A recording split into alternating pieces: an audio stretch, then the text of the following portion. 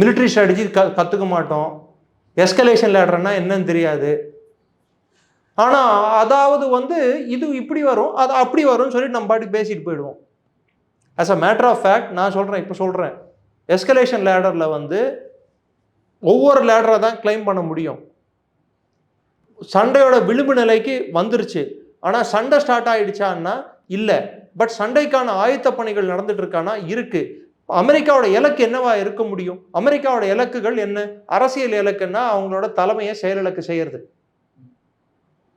அதாவது தெஹ்ரானை தாக்குறது. Tehran centre of gravity. இதுதான் கேட்டேன், சென்டர் ஆஃப் கிராவிட்டி. ஒரு நாட்டுக்கு மையம் என்பது என்ன? தலைநகரம். அந்த தலைநகரை தாக்குனாங்கன்னா அது சென்டர் ஆஃப் கிராவிட்டி. அங்கே தான் இராணுவ தலைமையகமும் அங்கே தான் இருக்கும், அரசியல் தலைமையகமும் அங்கே தான் இருக்கும். அது ரெண்டுத்தையும் தாக்குறதுக்கு அவங்க முயற்சிப்பாங்க. அவங்க வெறும் அதை மொத்தம் தாக்குனா பத்தாது, ஐஆர்ஜிசியை உடைக்கணும். ஐஆர்ஜிசியோட மொத்த பலமும் யார் பக்கம் இருக்குடான்னா இந்த அயத்துல்லாஸ் பக்கம் தான் இருக்கு.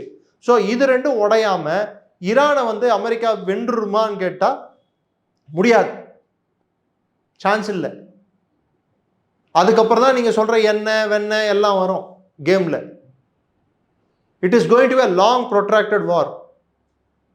எப்படி யுக்ரைன் வார் நீடிச்சதோ, அமெரிக்காவுக்கு எப்படி வியட்நாம் வார் நீடிச்சதோ, எப்படி ரஷ்யாவுக்கு சோவியட் வார் நீடிச்சதோ, அது மாதிரி இன்னொரு போரை அமெரிக்கா விரும்புதா? அமெரிக்கா தயாரா? Is America prepared to get body bags?